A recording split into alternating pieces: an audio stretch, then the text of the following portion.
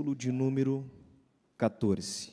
Carta de Paulo à igreja de Éfeso, capítulo de número 6 e o versículo de número 14. Eu quero também trazer a saudação à irmã Jandeise, e o irmão Gelson disse que a esposa dele é mais bonita, né? Mas como eu não casei ainda, eu digo que a minha é mais bonita para garantir o casamento, né? E também a nossa querida amiga, a irmã Stephanie, que tem sido uma jovem de Deus lá na nossa cidade, uma pessoa de oração e que tem nos ajudado muito lá na congregação a qual nós trabalhávamos. Capítulo de número 6 e o versículo de número 14, a palavra nos diz assim: Estai, pois, firmes, tendo cingidos os vossos lombos com a verdade e vestida a couraça da justiça. Podei tomar os vossos assentos, por gentileza.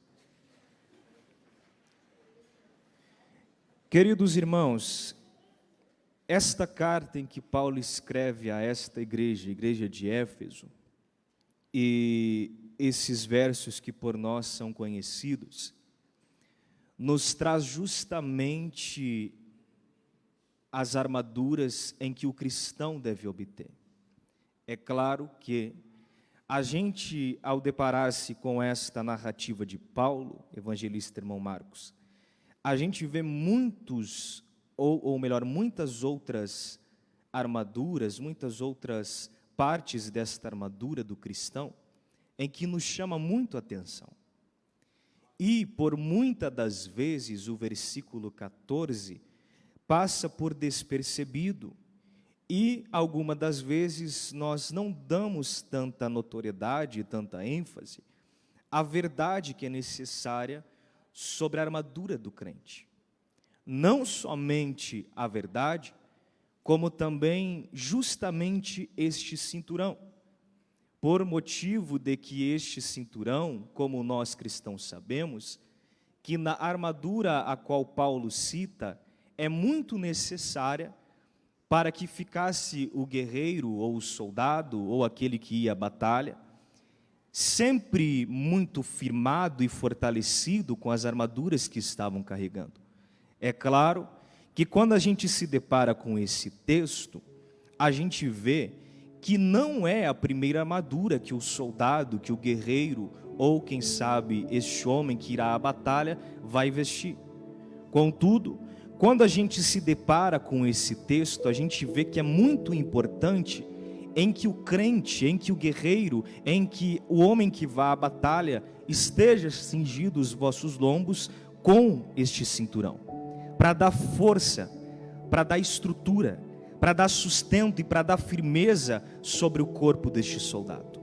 Quando Paulo cita o versículo 14 e o capítulo de número 6, nesta carta à igreja de Éfeso, ele está dando notoriedade a isso. Olha, para que você seja um crente realmente que estejam compromissados com Cristo, vocês, antes de vestir a armadura, vocês cristãos devem estar com os vossos lombos firmados na verdade. Não somente firmados na verdade, mas sustentado na verdade. Porque de nada adianta vocês estarem com o capacete da salvação, não adianta ter o escudo da fé, não adianta ter a couraça da justiça, não adianta ter a espada simbolizando a palavra de Deus, mas vocês não serem autênticos, vocês não serem verdadeiros. É muito importante na vida do cristão ser verdadeiro. Quando a gente se depara com esse texto, a gente traz à clareza dos nossos dias algo que nós por muitas vezes nem imaginamos, porque às vezes a gente até pensa, pastor Gilberto, que a verdade ela machuca o nosso coração, que sempre que vem uma verdade, que na maioria das vezes, quando pregamos, ou exortamos, ou advertimos os irmãos, e eu, apesar de ser muito jovem, nós já tivemos o privilégio de trabalhar em uma congregação como dirigente, e sempre a gente observava o seguinte: sempre que a mensagem não era boa, sempre que a mensagem não era que a igreja esperava, os crentes eles ficavam um pouco acomodados, e logo nós pensamos que quando os crentes ficam incomodados com isso, é porque a verdade está machucando.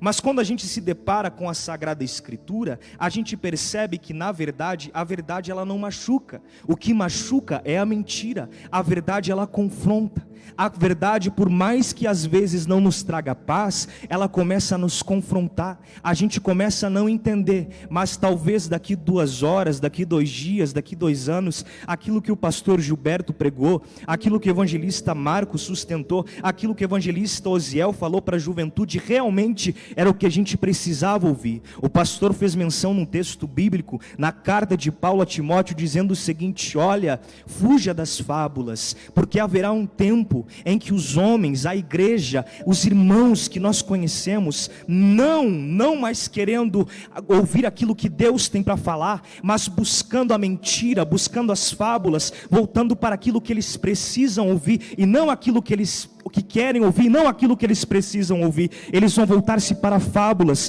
para coisas que são enganosas, para coisas que nós não devemos ouvir. Mas contudo, Timóteo, você deve ser o exemplo entre eles.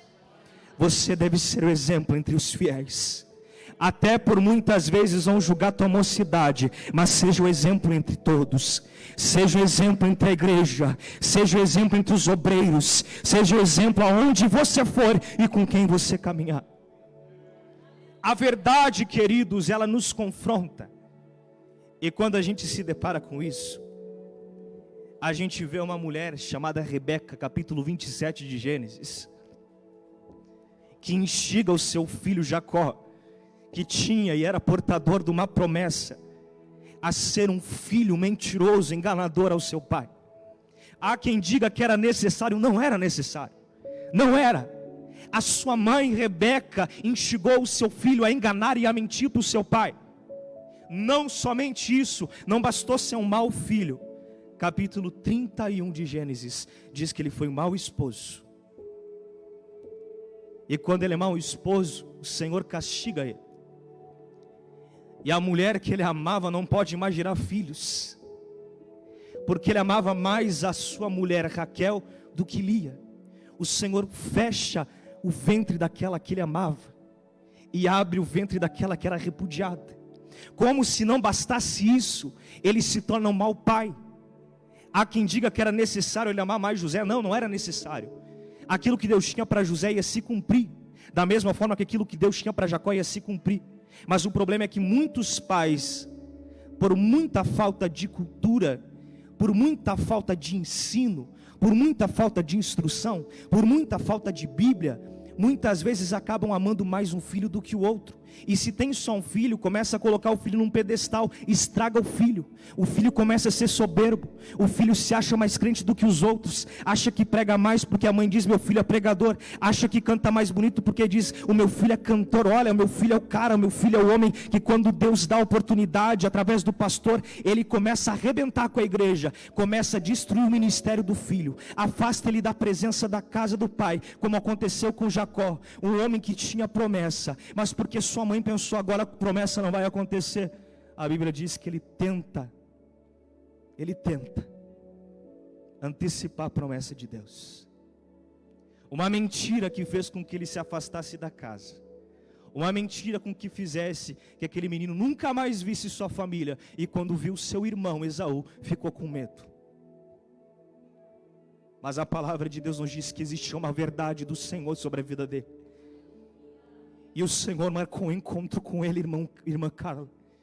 E quando o Senhor tem uma verdade sobre a nossa vida, pode ser tarde, mas não é tarde, porque o Senhor sabe o tempo certo de agir. A Bíblia diz que não diferente dessa situação, existia um homem chamado Herodes.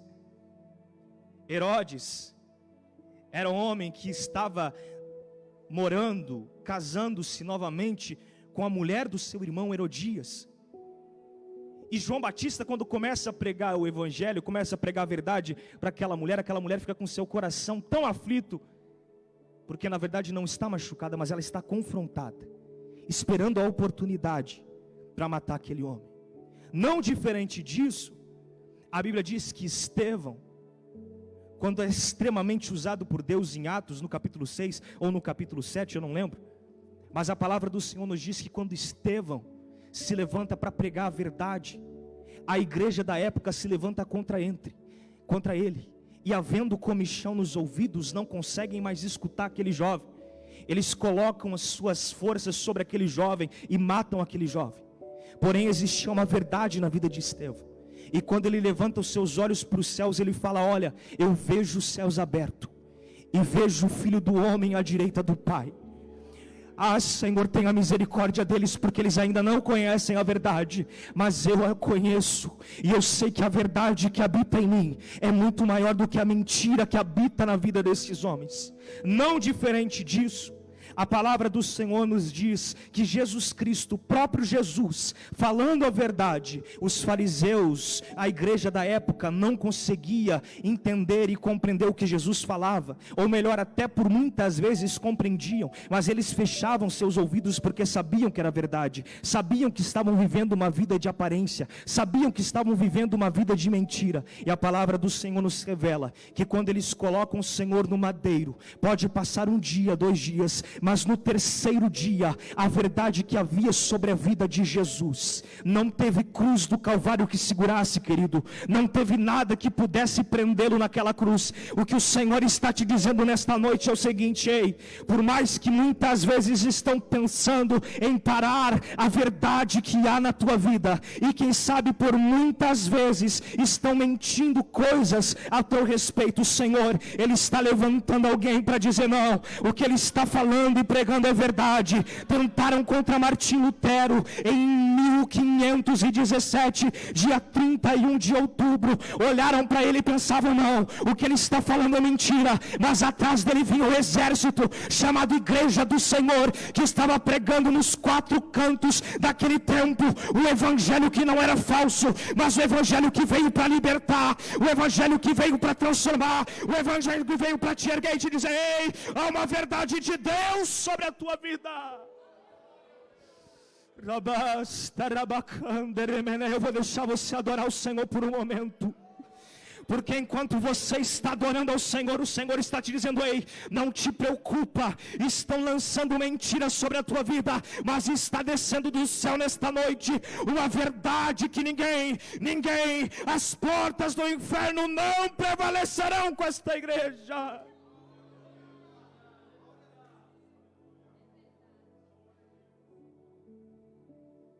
A verdade, queridos, que nos sustenta. E quando nós vemos Martinho Lutero, o irmão Marcos até me desafiou, diz: ó, homem, tu tem que pregar sobre esse homem, ou sobre as 5 solas, mas tu tem que pregar. Martinho Lutero, um homem verdadeiro, um homem que todos olhavam para ele e não sabiam que Deus tinha para a sua vida. Pedro Valdo, John Wycliffe, John Hus, homens que antecederam ele, mas este homem verdadeiro, seu pai, que tinha muito medo que ele se tornasse minerador como ele, dá estudo para este homem, dá estudo para ele jovem, não quer que ele fique passando necessidade, como se não bastasse ele ser um doutor em filosofia. Seu pai tinha um desejo no coração que ele fosse advogado, mas ele ficou 6 meses na faculdade, e começou a vir um temporal onde ele estava. Há alguns que dizem que isso é mentira, há alguns que dizem que isso não é mentira, mas ele está caminhando na rua, pastor, e quando ele está caminhando na rua, vem um temporal sobre a vida dele, e ele fica pensando: meu Deus, eu vou morrer. Aquele menino com tanta atitude, ele vai orar. Ele ora para uma santa chamada Santana. Quando ele ora para essa santa, ele pensa: olha, santa, se você me livrar desse temporal, está trovejando, está tudo escuro, mas se você me livrar desse temporal, a partir de hoje eu vou ser monge. Porque Deus, queridos, Ele tem suas estratégias. Deus, Ele tem seus métodos. Muitos dizem que talvez ele tenha mentido para o seu pai, que ele fez essa oração como um pretexto para ele sair do direito, para ele não se tornar um advogado, mas para ele se tornar aquilo que ele queria. Há alguns que dizem que não, que realmente ele fez essa oração, Mas há alguns que dizem que não, porque justamente essa santa, a Santana, era a padroeira dos mineradores. E ele faz essa oração, ele coloca no seu coração que ele vai ser monge a partir daquela data. Às vezes a gente até pensa que não é estratégia de Deus, mas quando a gente vê José, um jovem, levado para o cativeiro, vendido como escravo aos ismaelitas, um homem que parece que aos nossos olhos no início da sua história dá tudo errado, aquele que era paparicado pelo pai, agora se torna um dos piores no Egito, prisioneiro, enganado, traído, vendido pelos seus próprios irmãos. Mas a gente vê que tudo há uma estratégia de Deus. Quando ele é vendido como escravo aos ismaelitas, os seus irmãos talvez pensassem: olha, agora acabou aqui tudo que Deus tinha para a vida dele. Os sonhos, que era a identidade de Deus na vida dele, era justamente Deus falando para ele: aonde você for, eu sou contigo. Ele era convicto disso. Ele não se acomodou em momento nenhum. Poderia até ter se acomodado lá na casa de Potifar. Ele era mordomo, não ia mudar nada. Podia ter se deitado com a esposa de Potifar, não ia mudar absolutamente nada na vida dele. Mas ele entendeu que Deus tem para a minha vida é muito maior. É muito melhor eu ser enganado, eu parar na prisão injustamente, mas aquilo que Deus tem para mim vai acontecer.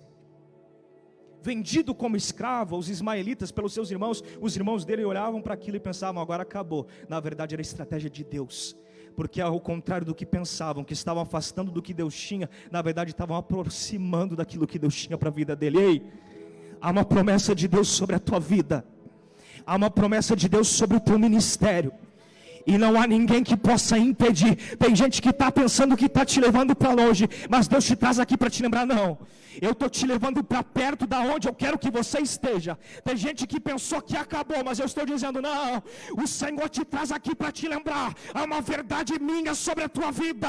Podem te enganar, podem te levar para longe, mas estão te levando para perto da minha presença.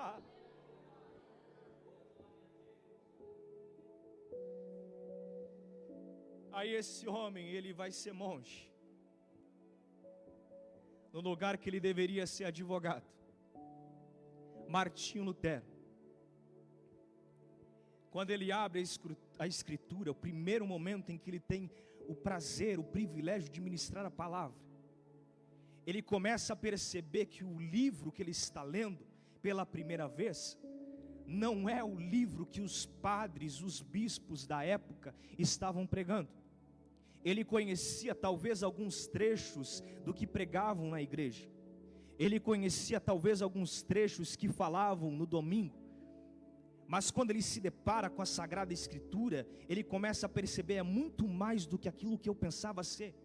É muito mais do que aquilo que os padres falavam. É muito mais do que aquilo que os monges nos ensinaram. Não, aquilo que o Senhor tem para a minha vida é muito maior. Aí esse homem, ele não se contenta em apenas ser um reprodutor, e ele começa a ser uma voz ativa na igreja. Tem gente que se alegra em ser apenas reprodutor. Tem gente que se alegra em apenas pregar aquilo que escuta e reproduzir aquilo que vê, aquilo que falam, não. Mas quando a gente olha em Mateus, no capítulo de número 14, um menino que ninguém conhecia, Jesus está pregando para a multidão. Eram só 5.000 homens. E a palavra nos registra no último versículo desta epígrafe, que este homem, chamado Jesus Cristo, Filho de Deus, não estava pregando somente para 5.000 homens. Além desses 5.000 homens, tinham mulheres e crianças ali escutando o que o Senhor Jesus estava falando. A palavra do Senhor nos registra no Evangelho de Jesus, segundo escreveu Mateus, capítulo de número 14, que as crianças, os homens e as mulheres que ali estavam, quase 15.000 pessoas, talvez muito mais, eles estavam ali escutando Jesus. Jesus estava ensinando as pessoas que estavam ali, e quando, passado já a hora, um dos discípulos disse para o Senhor: Senhor, vamos despedir essa multidão, porque eles estão cansados, estão famintos. Mas o Senhor de maneira nenhuma escutou o que eles estavam falando. Queridos, havia um menino com apenas 5 pães e 2 peixinhos, mas um menino que não apenas escutou o que Jesus falou, e não apenas reproduziu o que Jesus falou, mas ele sabia que ele deveria ter uma atitude em meio àquela multidão. Imagina a situação: mais de 5.000 homens, crianças e mulheres. Hoje, talvez tenham umas 300 pessoas, não sei se tem isso aqui na igreja, Mas nós aqui hoje temos essa estrutura de som. Vocês conseguem escutar perfeitamente o que estão falando aqui nesse microfone. Mas naqueles tempos não existia um microfone. Naqueles tempos somente escutavam, e quem não podia escutar era reproduzido pelas pessoas que tinham acesso à voz de Jesus. Reproduziam daqueles que não podiam escutar até aqueles que não estavam escutando, para ter acesso àquilo que Jesus estava fazendo. A palavra do Senhor nos diz que eram 5.000 homens, fora mulheres e crianças, escutando o que Jesus estava falando, e quem não escutava reproduzia para que os demais escutassem. Porém, existia um menino que viu a necessidade daquele povo. Existia um menino que não apenas se contentou em ser um reprodutor, não apenas se contentou em apenas reproduzir o que Jesus e os demais estavam falando para os que não escutavam Jesus. Aquele menino entendeu que ele precisava ter uma atitude, ele precisava ser um reprodutor, ele precisava se colocar na presença de Jesus e ser um instrumento na vida de Jesus. Procurando alimento em toda a multidão, apenas encontraram 5 pães e 2 peixinhos, olharam para Jesus Cristo Nazareno e falaram: Senhor, não temos nada, mas este menino tem 5 pães e 2 peixinhos. Este menino que estava escutando o seu sermão, ele não apenas escutou o seu sermão, mas ele viu a necessidade do povo. Tem gente que está esperando o pastor Gilberto dizer: olha, é a hora de você tomar uma atitude, é a hora de você pegar esse departamento e fazer esse departamento crescer. Tem gente que espera a atitude ser alcançada em suas mãos, enquanto Jesus já te colocou em seu coração aquilo que você deve fazer, enquanto Jesus já desempenhou em teu pensamento, em teu coração, exatamente o que você tem para fazer. Ei, o que você está esperando? Está esperando o quê? Martinho Lutero não esperou os monges dizerem para ele: olha, é o momento de você fazer uma reforma. Não, ele pensou: eu tenho que fazer algo, eu tenho que ser a diferença, eu não posso ficar contente com aquilo que está acontecendo de errado, não, eu tenho que fazer a diferença mesmo dentro da igreja, eu tenho que fazer a reforma. Ele não queria sair da igreja católica, não, ele não queria fazer um novo ministério, não, de maneira nenhuma, ele não queria fazer uma nova identidade para a igreja, ao contrário, ele queria reformar aquela igreja e dizer: olha, esta igreja é a mesma igreja primitiva, e se não for a mesma igreja primitiva, o Senhor vai levantar homens depois de mim, mulheres depois de mim, lá na cidade de São Luís Gonzaga, que tem compromisso com a palavra, que tem compromisso com a obra, que tem compromisso com a verdade, que não se contentam com pouca coisa.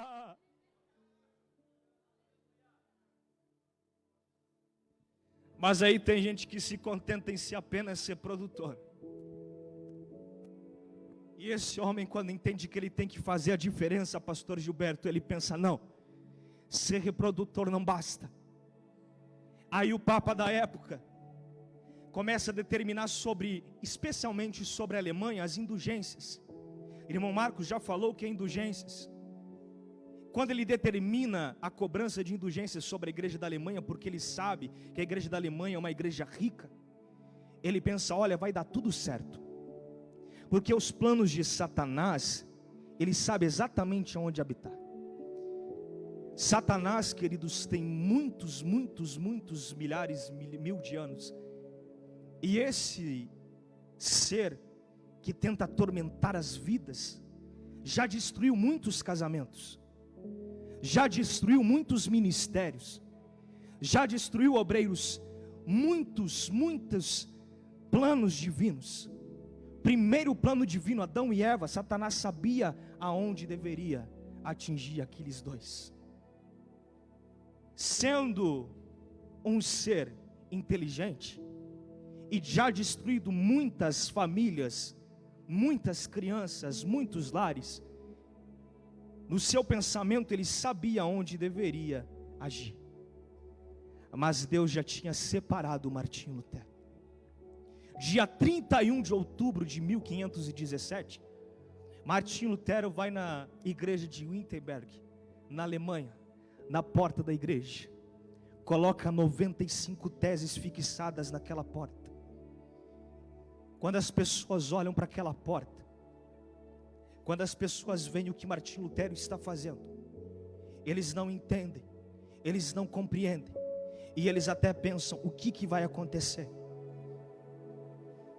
Aquele homem, que também tinha seus seguidores, influenciado por Deus, e lamento lhes dizer que aquele homem, quando se levanta, a igreja católica não ficou acomodada, não.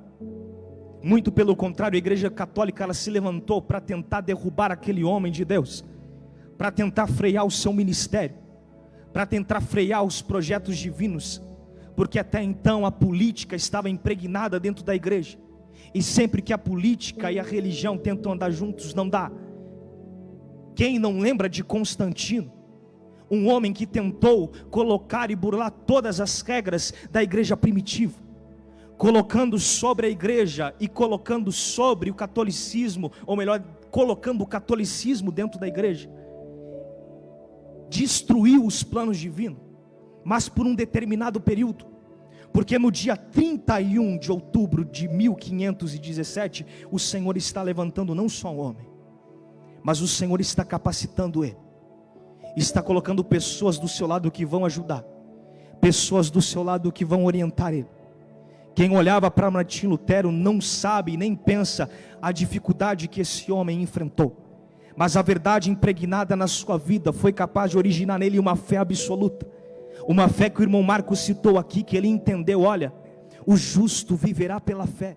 Se o justo viverá pela fé, não é necessário o pagamento de indulgências. Se o justo viverá pela fé, não é necessário que o padre, somente ele, tenha acesso à Sagrada Escritura. Se o justo viverá pela fé, haverá algo novo sobre a minha vida, porque eu tenho fé suficiente para movimentar montanhas. Tem gente que quando lê o capítulo 17 do Evangelho de Jesus, segundo escreveu Mateus, e no versículo de número 20, e se depara com a seguinte narração bíblica: olha, se tiveres fé como um grão de mostarda, dirá para este monte: monte, mova-se daqui para lá, e o monte vai obedecer. Por muitas vezes nós pensamos que o texto sagrado está se referindo a tamanho. Escute o que eu vou dizer, queridos. Quando Jesus Cristo, através desta narração bíblica, ele fala que a nossa fé tem que ser como um grão de mostarda, ele não está se referindo ao tamanho, embora o grão de mostarda seja o menor grão, não, de maneira nenhuma. O Senhor Jesus, ele está dizendo o seguinte: olha, se vocês tiverem a qualidade do grão de mostarda, porque como não é quantidade, como é qualidade. Escute o que eu vou dizer. Quando Jesus Cristo ele fala de qualidade como um grão de mostarda, ele está dizendo o seguinte: olha, assim como um grão de mostarda, quando é tentado ser abatido, tentado ser esmagado, mas se você colocar para plantio, ele vai continuar produzindo. E mesmo que você tenha que lançar ele no fogo e depois coloque para plantio, ele vai continuar produzindo. E mesmo que você coloque sobre a água e depois coloque para plantio, ele vai continuar produzindo. Assim deve ser a fé de vocês. Não é o tamanho, mas é a qualidade. Porque assim como se viesse sobre a vida de vocês, como sobreveio sobre a vida de Sadraque, Mesaque e Abednego, Ananias, Azarias e Misael, homens que foram submetidos ao fogo, mas havia uma fé sobre a vida deles que motivava eles, e eles fizeram ser entendidos no céu. E a palavra do Senhor Jesus nos diz que nenhum fio de cabelo foi capaz de queimar aqueles homens. Assim como foi lá no Mar Vermelho, sobre a vida daquele povo do Senhor, os israelitas, que ali estavam passando em meio ao mar. E talvez a fé deles abalada, mas eles tinham qualidade suficiente produzida em seu ser, na vida do seu líder Moisés. Aquela água não foi capaz de submergi-los. Assim também será sobre a vida de vocês, porque as águas não submergirão, porque o fogo não vai queimar, porque ninguém vai acabar com a fé de vocês. Mas se vocês estiverem revestidos da fé, se vocês estiverem revestidos da coragem, se vocês estiverem sob a direção do Espírito Santo, ei, te prepara, não vai ter ninguém que vai te parar, mas vai ter um Deus que vai te guiar e vai te dizer: ei, pode vir o que vier, mas o Senhor está sobre a tua vida.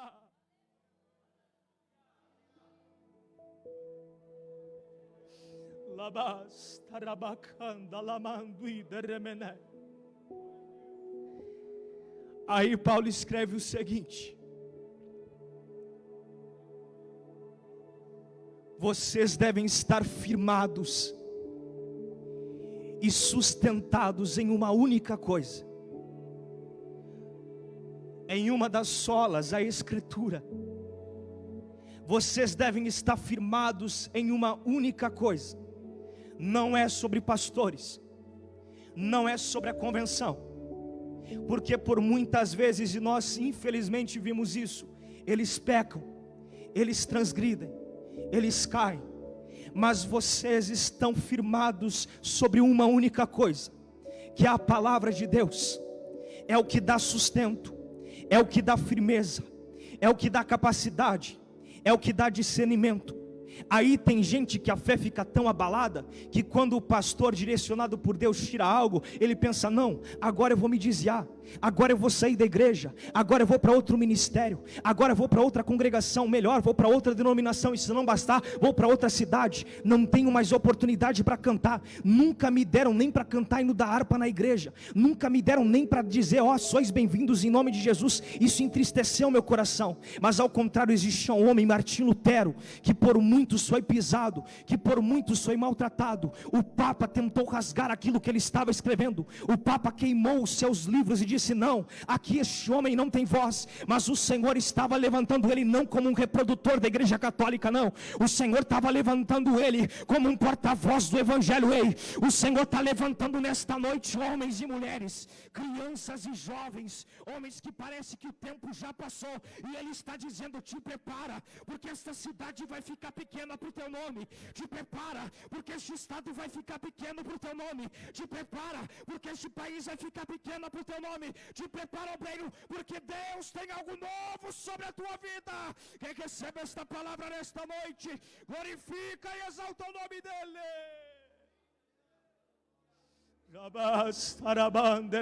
Eu vou deixar você adorar só por um momento. Eu vou deixar você glorificar a Deus só por um momento. Vem comigo, tecladista. O Senhor está neste momento abrindo os céus e te dizendo: ei, há uma verdade sobre a tua vida, há uma verdade sobre a tua casa. Tem gente que olhou para a tua casa e diz: não, esse aí não vai dar certo. Mas o Senhor está te dizendo: te prepara, porque a verdade é minha, e quem estabelece decretos sou eu sobre esta igreja.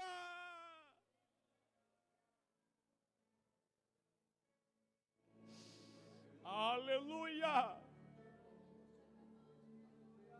Ramando e derrabas.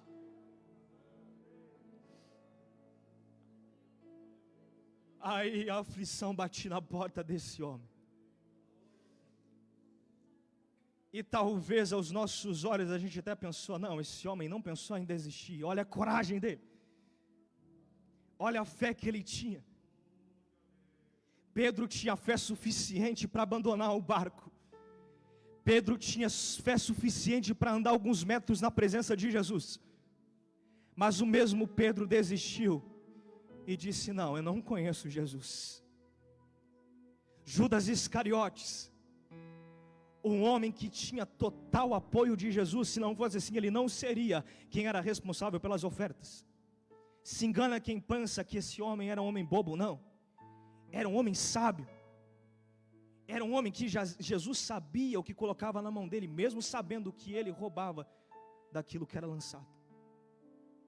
Mas esse mesmo homem que tinha poder, porque Mateus 10 diz: e concedeu Jesus poder aos seus 12 discípulos, inclusive a Judas Iscariotes, poder para curar enfermos, ressuscitar mortos, poder para expulsar demônios, coisa que ninguém nunca tinha visto. Mas esse mesmo homem traiu Jesus. Martinho Lutero, 3 homens antecederam ele, a pré-reforma, mas esse homem não desistiu. Fugia quando queriam matá-lo, mas ele não desistiu. Jamais a verdade se apartou da sua vida, jamais a verdade se apartou da sua casa. Mas ao contrário disso, quando ele teve um encontro com Deus, o Senhor mostrou para ele que ele era verdadeiro e fiel e justo. Às vezes a vontade pode até ser desistir, mas o Senhor está levantando uma igreja para não deixar essa reforma morrer. O Senhor está levantando uma igreja para não deixar aquilo que foi feito dia 31 de outubro de 1517 morreu. Porque tem muito mundo tentando entrar na igreja, e tem pouca igreja influenciando o mundo. Nós entrava na cidade de São Luís Gonzaga, eu dizia para Jandeise: amor, olha só, não está tão diferente de Santiago. O povo está tudo na rua, estão tudo bebendo, estão tudo desiludido. E a gente começava a comentar: mas tem crente que não dá exemplo, tem crente que não...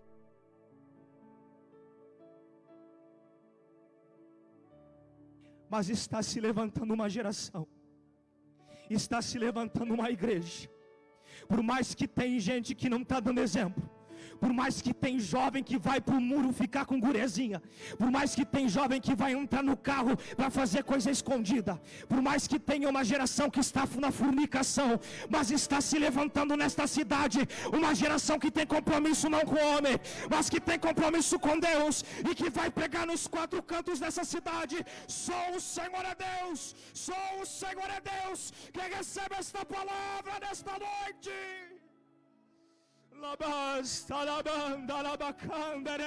Você não é mais um, querida.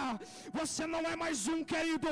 O Senhor te traz aqui para te dizer: ei, eu quero levantar influenciadores, eu quero levantar quem tem compromisso com a verdade, eu quero levantar esta igreja quem crê no poder dele.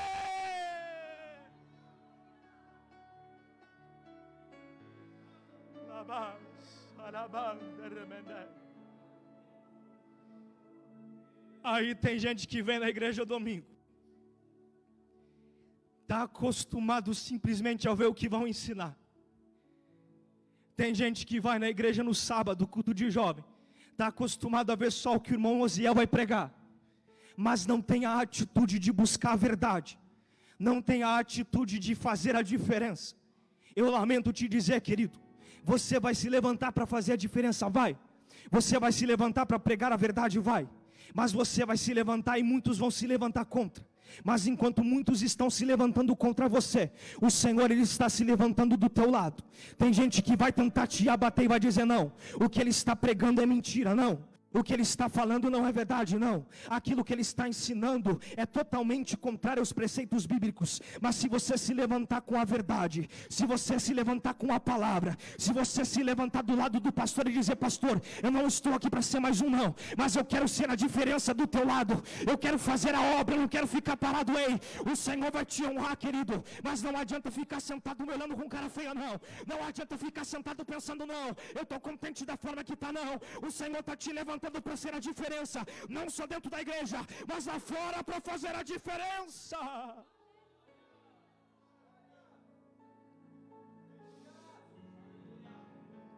Aí eu tenho um primo que foi um dia lá me visitar, alguns dias atrás. Saiu da igreja, porque me tiraram como líder dos jovens, eu não vou mais na igreja. Porque parece que o que eu falo não acontece, só tem fuxiqueiro na igreja. Aí quando você olha para isso, você pensa: meu Deus, saiu da igreja porque pensou que era melhor. Saiu da igreja pensando que os problemas iam parar na sua vida.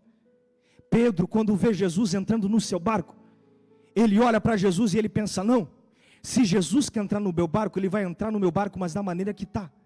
Se Jesus entrar no meu barco, tem dois barcos, a Bíblia diz, Marcos capítulo de número 5, ou melhor, Lucas capítulo de número 5, haviam dois barcos junto à praia, Jesus entrou num barco. Jesus não entrou num outro barco. Quem olhava, a multidão que ali estava, pensava: por que Jesus não entra no outro barco? Talvez o outro barco talvez até seria melhor do que o barco que Jesus estava entrando. Mas quando ele entra no barco, porque Jesus, ele gosta de investir aonde está tudo falido, aonde está dando tudo errado, aonde não tem nada de valor. E quando Jesus entra no barco falido de Pedro, uma transformação genuína da graça de Deus acontece. Porque ali estava habitando nada mais e nada menos do que o verdadeiro, único, que não somente falava, mas também fazia.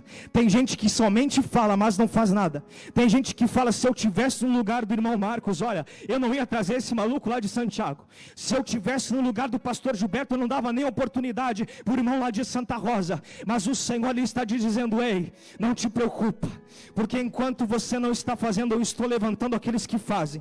Enquanto você não está fazendo nada e acha que está bom, ei, acha que está ruim, eu estou levantando quem faz e tem capacidade para fazer. Tem gente que pega o que é pouco, e tem gente que olha para aquele que pega que é pouco e pensa: meu Deus, o que esse vai fazer com pouca coisa na mão? Mas quem pega coisa pouca na mão, entende que Deus é suficiente para fazer algo grandioso. Jesus entrou no barco de Pedro. Quando ele entra no barco de Pedro, não tinha nada, a pesca tinha sido ruim, não tinha nada de valor, mas começa a acontecer uma mudança na sua vida.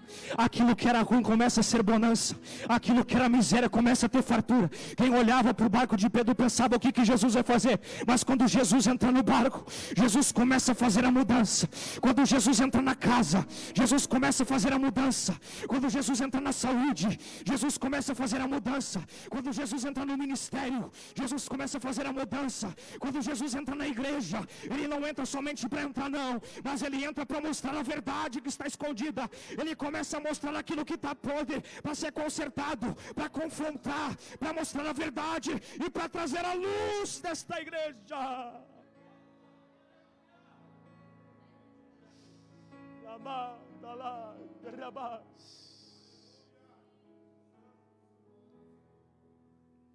Está triste, porque a gente entra no templo, e por muitas vezes aqueles que eram para nos abençoar, como inspiração, como homens e mulheres de Deus, e por muitas vezes, queridos, abrem os seus corações para esses homens e mulheres, e infelizmente são desiludidos. Homens que na verdade, ao invés de falar e pregar a verdade, ao invés de serem verdadeiros, infelizmente, pastor, o senhor sabe, existem muitos irmãos obreiros, que ao invés de estarem do lado, ao invés de serem verdadeiros, ao invés de fazerem a diferença, ao invés de serem realmente servos do Senhor, na verdade, não são porta-voz de luz não, mas são porta-voz de trevas, dando liberdade para aquilo que é errado, dando liberdade para aquilo que é profano, dando liberdade para aquilo que não agrada a Deus, colocando aquilo que não é santo em lugar santo, colocando aquilo que não é correto em lugar correto, colocando aquilo que simplesmente nos afasta da graça e da completa vontade de Deus. Infelizmente, quando nós nos deparamos com um texto bíblico, não diferente dos dias de Paulo, mas também justamente nos dias de Lutero, quando ele olhava para a igreja católica, ele pensava, o que vai acontecer? A política, o Estado, todas as nações estão encurvados para esta igreja, uma igreja que não tem compromisso com Deus, uma igreja que não está pregando aquilo que realmente é verdade, mas uma igreja que simplesmente está pregando aquilo que a multidão quer ouvir. E não se bastasse somente isso, eles estão enchendo seus bolsos, eles estão fazendo o que é errado, eles estão fazendo aquilo que não deveriam fazer. Ao invés de pregar a genuína palavra, eles estão enganando e manipulando o povo. Ora, não está diferente nos nossos dias, irmão Marcos, não está longe dos nossos dias, queridos pastores, queridos obreiros. Nós estamos muito próximo destes dias. A palavra do Senhor sempre nos alertou, dizendo que haviam homens e viriam homens enganando a muitos, dizendo que seriam os maiorais, até muitos se chamando de Messias, ou se considerando maior do que eles. Porém, a Bíblia do Senhor nos diz que o Senhor não esqueceu desses, o lugar deles está reservado, e o lugar daqueles que são verdadeiros, santos e genuínos, o Senhor já tem separado e reservados um lugar que o homem e dinheiro não pode comprar, um lugar que a igreja católica tentava vender como indulgência, mas o Senhor está te dizendo nesta noite, ei, se você é verdadeiro e fiel, se você é um homem e uma mulher que se coloca na presença de Deus, não te preocupa, podem até enganar, podem até falar o que é mentira, podem até colocar o que não é crente dentro do altar, em cima do altar, pode colocar até político que não tem compromisso com a obra, mas Deus está levantando homens e também mulheres que não somente têm fé, mas que têm coragem, que têm determinação, que têm a capacidade de entender o que é a voz de Deus e quais são os preceitos da verdade. Homens e mulheres que não estão importunados e nem importados em agradar homens, não, mas que estão simplesmente importados em agradar aquele que é santo, aquele que é vivo, aquele que reina, aquele que é verdadeiro, aquele que é justo. Ei, o Senhor está levantando uma geração de homens e mulheres verdadeiros, homens e mulheres crentes, homens e mulheres fiéis, que são do tempo que quando nós cantávamos o hino da harpa, a igreja se enchia da glória, são do tempo que quando nós orava de joelhos nos cultos de ensino, a igreja se enchia da glória. Ei, o Senhor está levantando, está despertando o teu coração nesta noite para te dizer, eu quero que você seja verdadeiro, eu quero que você faça a diferença, eu quero te usar como instrumento em minhas mãos.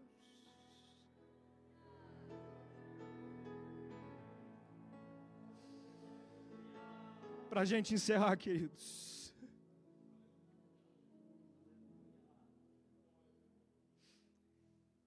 Eu não quero que você saia deste culto hoje da mesma forma. Deus não quer que você saia deste culto da mesma forma.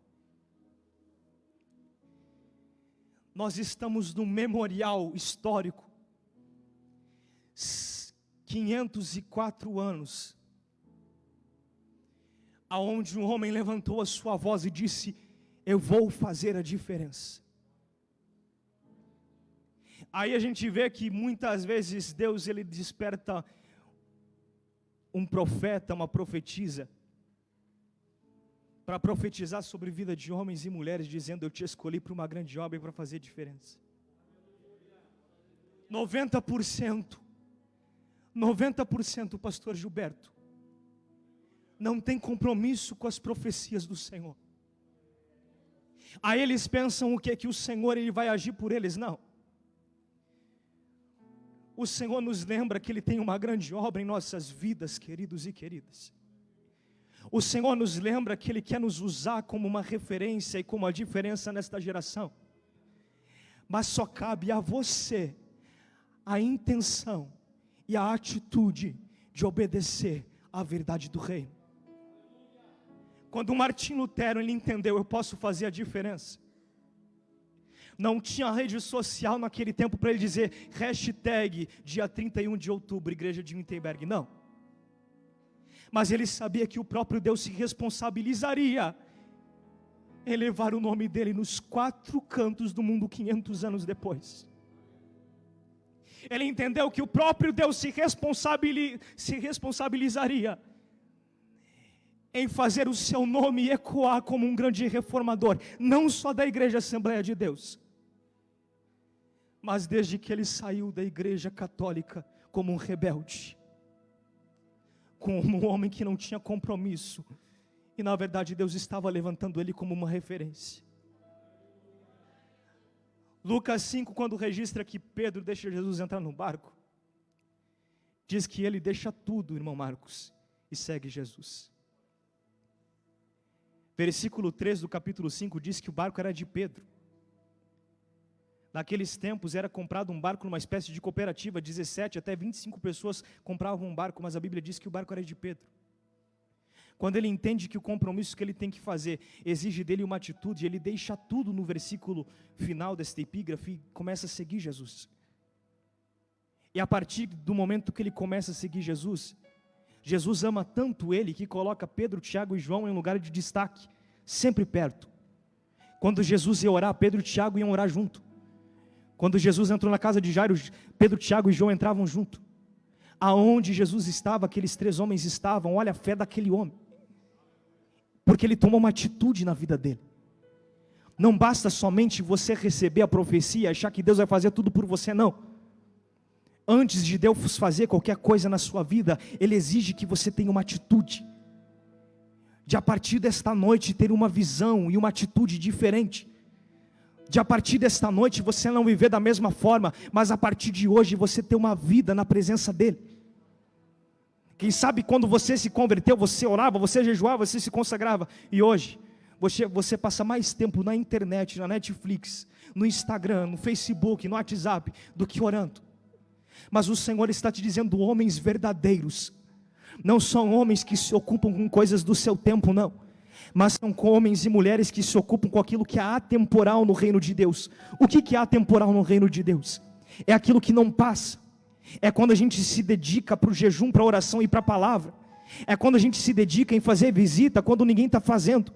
É quando a gente se dedica não só em épocas de congresso em fazer a diferença, mas quando alguma irmã, um irmão liga: olha, eu estou necessitado, você pega o teu carro e diz: não importa se é longe, não importa se é estrada de chão, mas eu vou até onde ele está para fazer a diferença. O pastor pode até nem saber, mas eu estou fazendo, porque eu sei que Deus vai falar na voz, no ouvido do pastor, que há um servo que está fazendo a obra. Antes de você ser consagrado, querido e querida, o Senhor já está te olhando e está te dizendo: ei, você é separado. E antes do pastor te consagrar, você já é antes dele falar que é. Não espere o pastor consagrar antes de fazer, não. Começa a fazer antes de ser consagrado. Começa a pregar antes de ser consagrado. Começa a jejuar antes de ser consagrado. Começa a fazer a diferença antes de ser consagrado. Porque o Senhor vai falar no coração do pastor: ei, o meu servo está fazendo, a minha serva está fazendo. Levanta ele para fazer a diferença. Te coloca de pé esta noite. Pastor Gelson, prepara um louvor, querido. Aquele da fé que o senhor estava cantando.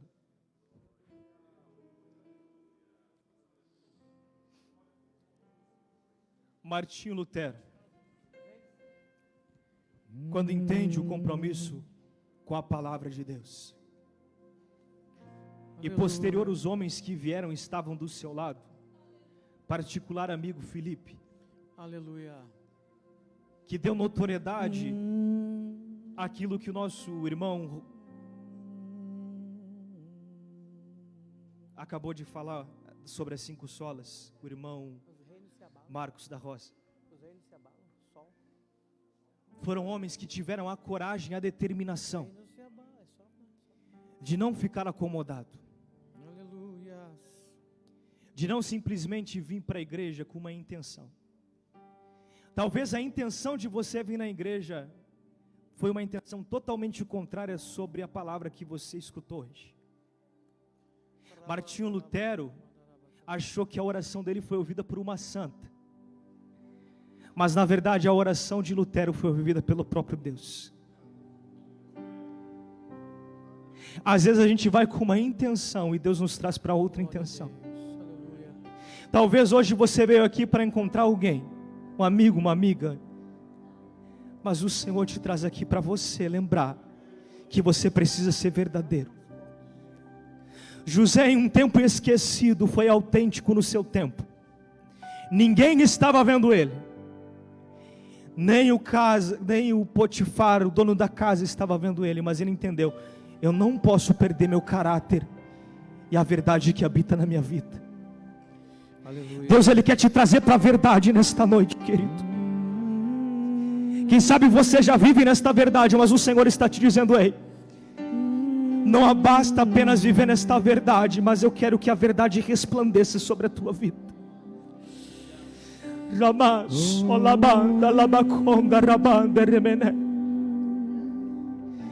Esses 2 irmãos no terceiro banco, essa senhora de óculos,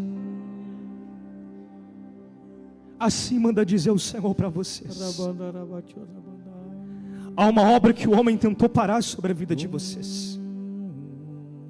Tentaram impedir o crescimento, mas eu ainda vou mostrar para muitos que eu sou o Deus da vida e da casa de vocês.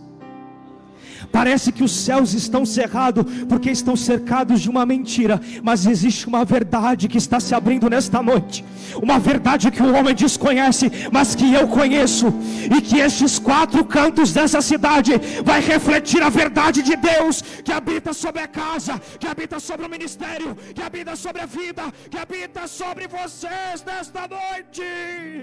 A igreja glorifica nesta noite, porque o Senhor está dizendo: ei, há uma verdade, há uma verdade, há uma verdade, há uma verdade de Deus sobre a tua vida.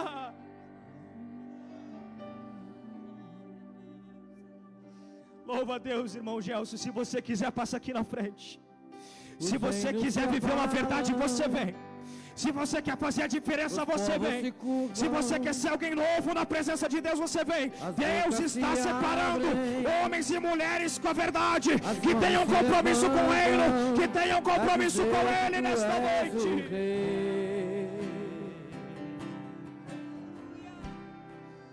Para dizer que Tu és o Senhor.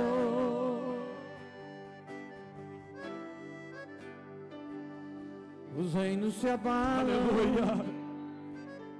Os povos se curvam. Não há mentira que seja maior do que a verdade. As bocas se abrem. Talvez até aqui as mentiras que lançaram sobre a tua vida machucaram teu coração. Para dizer que tu és o Mas a partir de hoje é uma verdade que vai te confrontar, mas que vai te colocar exatamente aonde Deus quer que você esteja.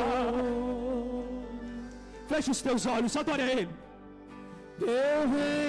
Essa noite vai ficar marcada sobre a tua vida, pois as verdades de Deus estão sendo reveladas.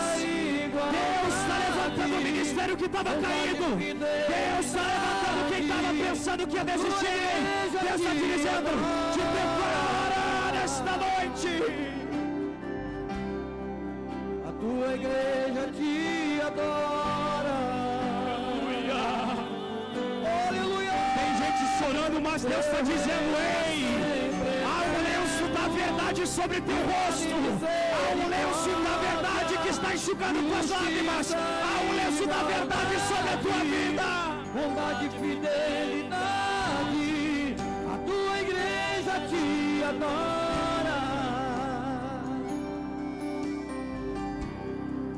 A tua igreja te adora. Soberano Deus e eterno Pai, aqui está tua noiva, tua igreja, Senhor, desta cidade. E nós oramos e suplicamos ao Senhor Deus, em nome do Senhor Jesus, levanta obreiros verdadeiros para a tua seara. Levanta mulheres verdadeiras para a tua seara. Levanta uma juventude verdadeira para a tua seara. Levanta, Senhor Jesus, departamentos verdadeiros para a tua seara. Em nome de Jesus, aonde é o Espírito da verdade, receba nesta noite a graça. Receba nesta noite o Espírito Santo.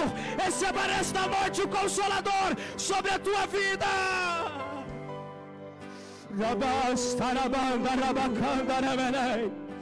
Em nome do Senhor Jesus, capacita os teus servos, capacita tuas servas, capacita teus servos nesta noite para viver uma verdade em tua presença, para viver, Senhor Jesus, um testemunho em tuas mãos, para viver a tua vontade perfeita e agradável, para viver, Senhor Jesus, a tua verdade.